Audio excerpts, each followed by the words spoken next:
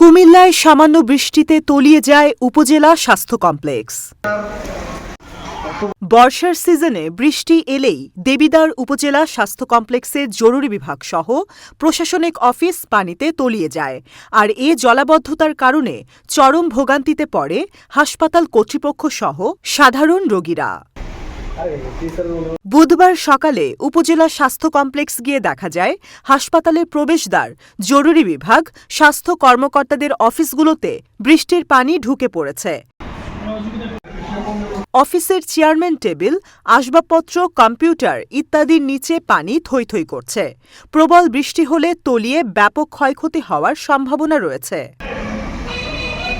এ বিষয়ে দেবিদ্বার উপজেলা স্বাস্থ্য কমপ্লেক্সের স্বাস্থ্য ও পরিবার পরিকল্পনা কর্মকর্তা মোহাম্মদ ডাক্তার আলী এহসান বলেন, বৃষ্টি হলেই আমাদের হসপিটাল তলিয়ে যায়, জলাবদ্ধতা সৃষ্টি হয়। এ কারণে আমাদের সকল কার্যক্রম বন্ধ রেখে নিরাপদ স্থানে থাকতে হয়। অনেক ক্ষয়ক্ষতি হয়। এ পানি থেকে মশা বৃদ্ধি পেয়ে রোগীদের সমস্যা হচ্ছে, ডেঙ্গুর প্রকোপ বাড়ে। দীর্ঘদিনের জলাবদ্ধতা নিরসনে মেয়র মহোদয়ের কাছে একাধিক আবেদন করা হয়েছে।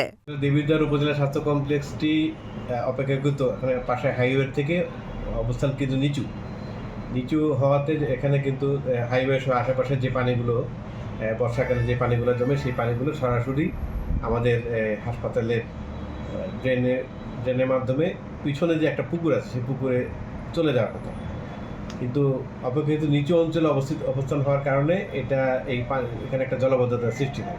এই কারণে আমাদের হাসপাতালের যে সুয়েজের পানি থেকে শুরু করে ব্যবহৃত যে পানিগুলো এবং বৃষ্টির পানিগুলো এগুলো কোনোভাবেই এখান থেকে নিষ্কাশন হয় না, কারণ এখানে মাস্টার ড্রেনের সাথে এই হাসপাতালের ড্রেনেজের কোনো সংযোগ নাই।